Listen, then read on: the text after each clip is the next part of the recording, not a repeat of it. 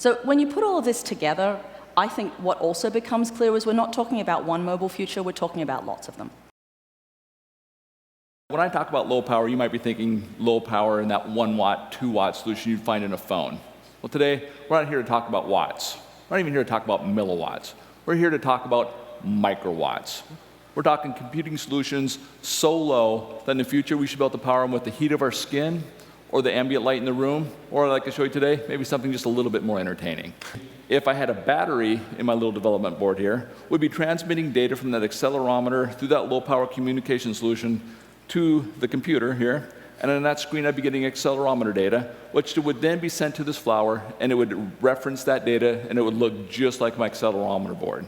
But since I have no power, nothing's happening. I'm going to take my bottle of wine here, and I've got a glass, I've got some copper, and I've got some zinc in there, so I'm going to do really that same experiment we did in high school, or in grade school.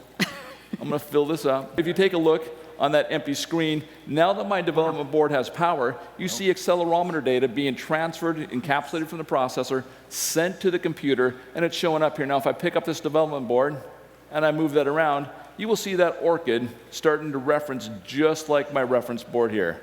So you can see I'm powering my entire computing solution from what was left over from last night's dinner. So at Intel, we've been working on context awareness for a very long time, and we take data from all sorts of different sensors, and thank God now we have tons of sensors on platforms and off platforms.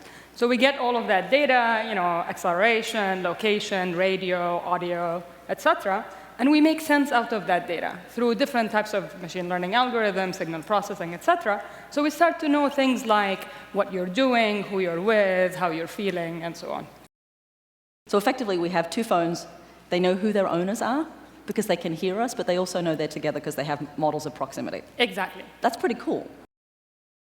So now, it's actually streaming accelerometer data. And as I start walking, it will recognize I'm walking, and then it knows that it's me because it has seen me walk for a very long time.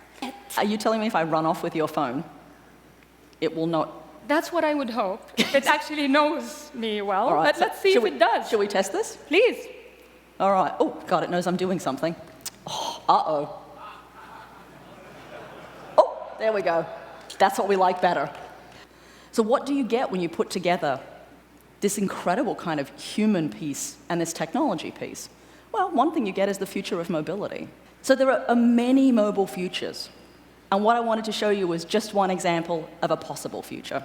So this is a jacket. It's a prototype from the Fraunhofer Institute in Berlin. It has stretchable circuit boards here, so the flashy bits here. Each one of the LED lights in this object has a built-in accelerometer, and it sparkles for safety,